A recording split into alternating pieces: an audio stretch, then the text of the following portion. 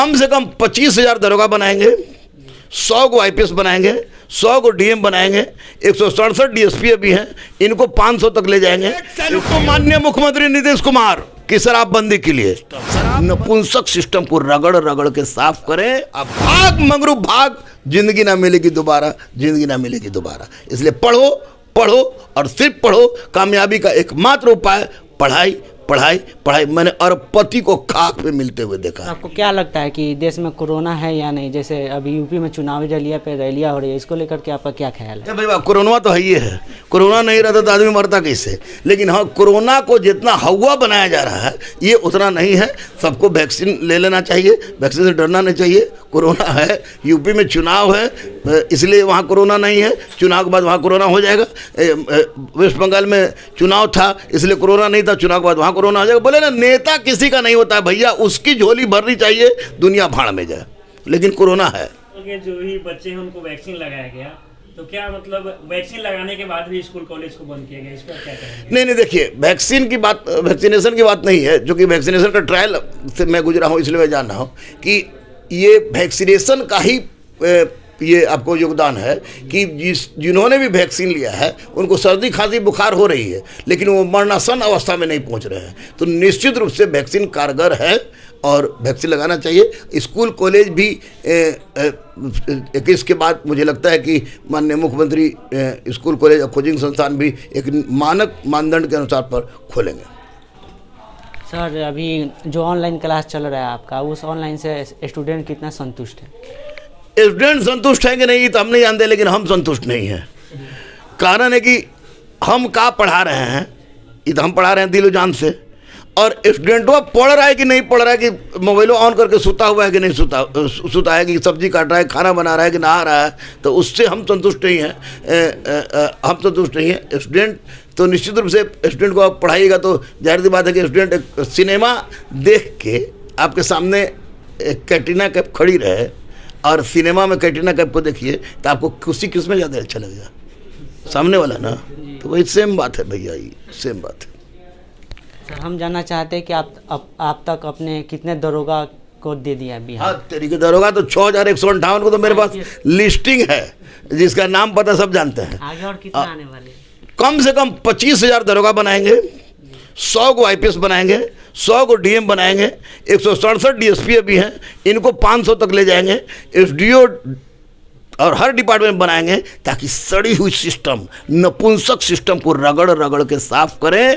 कहीं ना कहीं हम ऐसा कह सकते हैं कि गुरु रहमान की फौज तैयार होने वाली है। गुरु रहमान की फौज जो तैयार होगी, हालांकि लोग पुलिस वाले इतने घुसखोर हो गए हैं कि लोग कहता है कि आई एम ए क्रिमिनल प्रोडक्टर, लेकिन निश्चित रूप से भीड़ में नायक भी होता है। तो बहुत सारे बच्चे ऐसे हैं जो कि समाज की अंतिम पंक्ति में बैठे व्यक्ति, चाहे किसी भी जाति किसी भी धर्म का हो, वो उसको के लिए न्याय का काम कर रहे हैं। आपको बता दें कि हमारे पढ़ाए हुए बच्चे भी बहुत सारे ऐसे हैं जो कहते हैं कि मैंने पढ़ाई नहीं, जबकि 500 रुपया 1300 में एडमिशन लेते हैं, 500 रुपया वो नकली दे के चले जाते हैं, उसके बाद भी मैं पढ़ा देता हूँ। दूसरी बात की, अगर किसी के यहाँ जाते हैं तो किसी को फंसा देते हैं।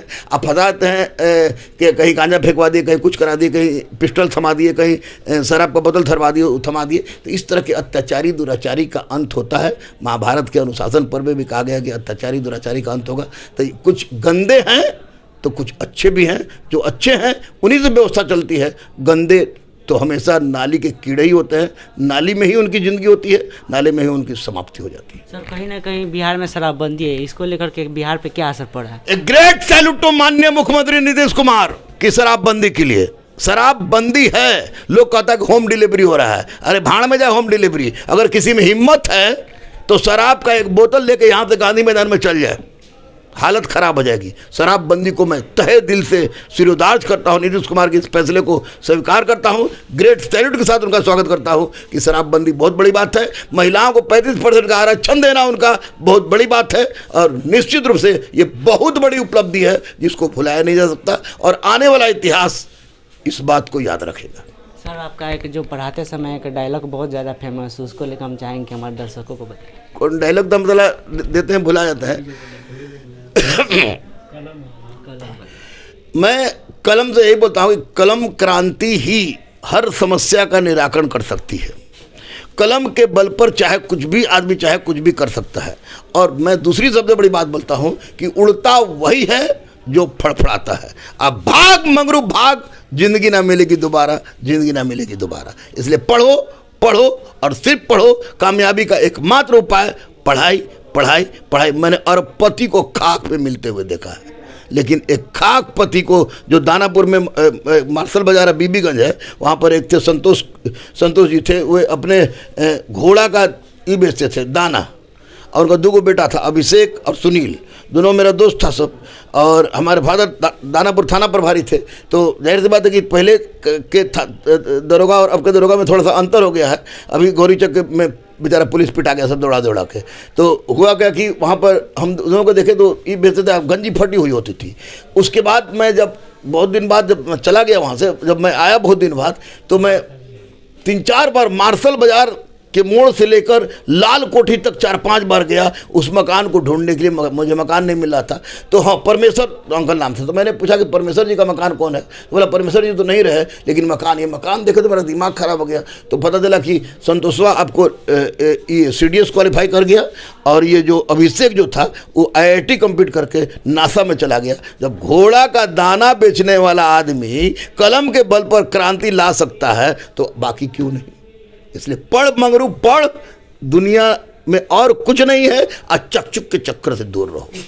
जहाँ तक हम जानते हैं सर कि आप बजरंगबली के बहुत बड़े फैन हैं, मतलब भक्त हैं, इसको लेकर के आप क्या कहिए? अजर अमर है जो, उसका तो फैन होना ही चाहिए। एक इंसान होते वो तो हो सकता था कि मैं इतना बड़ा फैन नहीं होता। एक वानर प्रजाति के होके और कर्तव्य भक्ति त्याग का जो मिसाल उन्होंने प्रस्तुत किया है वो निश्चित रूप से अनुकरणीय है, और इसी कारण मैं उनका भक्त हूँ, इसी कारण उनका भक्त हूँ। सर आखिरी सवाल हमारा आपसे कि बच्चों को आप क्या संदेश देना चाहते हैं इस कोरोना काल में? खुद ही को कर बुलंद इतना कि हर तकदीर से पहले खुदा बंदे से खुद पूछे बता तेरी रजा क्या है। अपने आप को बोल्ड रखो, हमेशा पॉजिटिव सोचो, हमेशा पॉजिटिव सोचो। नकारात्मक तत्व एक तृष्णा के रूप में तुम्हारे सामने आते रहेंगे। इसको पार करना है तभी तुम्हें मोक्ष की प्राप्ति होगी। अब मोक्ष का मतलब स्वर्ग और जन्नत की प्राप्ति नहीं होती है, मोक्ष की प्राप्ति होती है आपकी सफलता। जिस दिन आपने इस मोक्ष को प्राप्त कर लिया उस दिन सारी समस्या अपने आप दूर हो जाएगी।